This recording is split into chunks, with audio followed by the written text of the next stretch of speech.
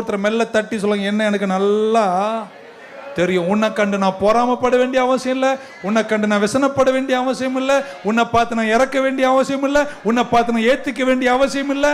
நான் நான் அந்த நம்பிக்கை இருந்த அவர் அலையிலே சொல்ல மாட்டீங்களா? When we compare ourselves with others, சொல்ல பைபிள் சொல்லுகிறது அது ஞானம் இல்லை அப்படின்றார். ராமவரம் புத்தி இல்லை என்றார். Don't compare. You and I are different. ஆமென் சொல்ல மாட்டீங்களா? ஒவ்வொருவரையும் கர்த்தர் வித்தியாசமாய் தான் படைத்திருக்கிறார். ஆமென்.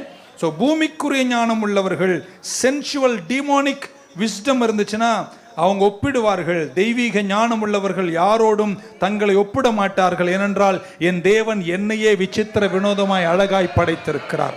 நல்ல ஒரு அலையில சொல்ல மாட்டீங்களா? போராம அப்படின்னா ஜனங்க மேல, என்வி அப்படின்னா பொருட்கள் மேல. ஆமென். எல்லாமே கர்த்தர் உங்களுக்கு ஏற்ற காலத்தில் தருவார். யாரையும் கண்டு நான் போராமப்பட மாட்டேன்னு சொல்றோம். 2-3 பேர் இருந்தா ஒரு ஆமென் சொல்ல. இது தொடங்கிடுச்சுன்னா யாக்கோபு சொல்றாரு, பேய்த்தனம் உள்ள வருமாம்.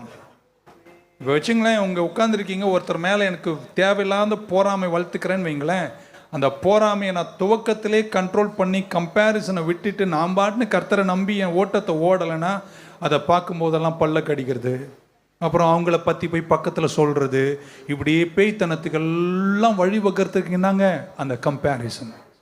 3 பேரை தரிச்சு விட்டுடேன் அப்படின்னு சொல்லி இன்னொருத்தர் பக்கம் இந்த பக்கத்தில் நீயாயிரேன்.